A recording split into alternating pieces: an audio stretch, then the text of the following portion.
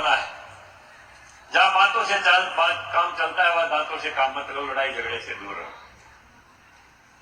गणेश का पेट बड़ा दिखाई देता है, उसके पीछे अर्थ है, भावना है कि अपने बात को बचाने की क्षमता रखो, भेद मत खोलो। कोई आदमी बात को यहां सुनेगा वहां कह देगा तो आदमी क्या कहेगा, इसका तो हाजमा बहुत कमजोर है, इसको कोई बात बतानी नहीं चाहिए, इसके पेट में कोई बात पचती नहीं। पेट बड़े का अर्थ है व्यापार का भेद मत खोलो।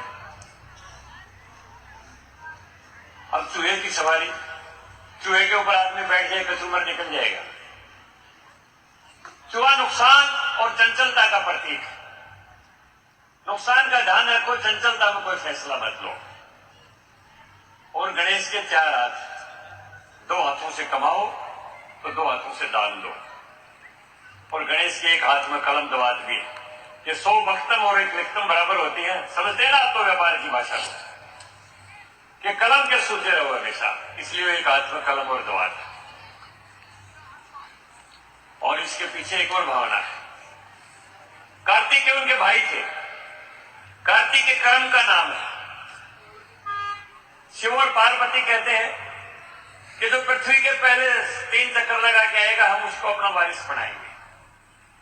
अब कार्तिक की दौड़ पड़ता है पृथ्वी के चक्कर लगाने के लिए, लेकिन गणेश क्या करते हैं, गणेश माता पार्वती और शिव के 2 चक्कर लगा देते हैं कि मेरे लिए आप ही पृथ्वी है, सब कुछ। इसके पीछे बहुत बड़ा अर्थ है, गहरा अर्थ है कि आप कितना ही कर्म करो, कितनी मेहनत करो, पैसा कमाओ, पृथ्वी के चक्कर काटते रहो, अगर मां बाप की कदर नहीं करते तो आपको किसी काम नहीं आएगा।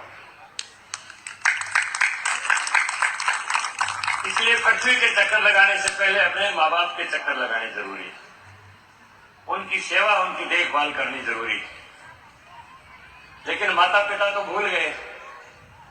मैं तो पढ़ रहा था कि I love mom and dad, एक डैड है, एक मॉम है। ये औपनिवेशिक दास्ता के चिन्ह है। हमारी भारतीय संस्कृति बहुत ऊंची है। अगर एक एक अवतार के स्वरूप का यहां पर मैं व्याख्या करूंगा, पता नहीं कितने घंटे लग जाए। एक और बात कह देता हूं, विष्णु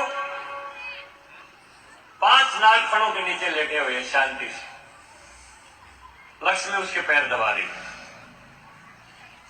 इसके पीछे एक अर्थ कि 5 जो सर्प हैं, काम, क्रोध, लोभ, मोह, अहंकार, उनके माध्यम से, उनके बीच में रहते हुए भी आदमी जो शांत चित्त से लेट सकता है, लक्ष्मी उसी का वर्णन करती है, उसी के पैर दबाती है। बहुत गहरे अर्थ हैं।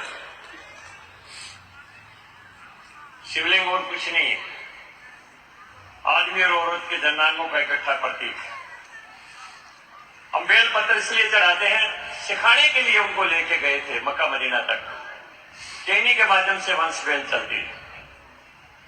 दूध शौर्य का, ताकत का, वीर्य का प्रतीक है कि ताकतवर बनो, ऊर्जावान बनो।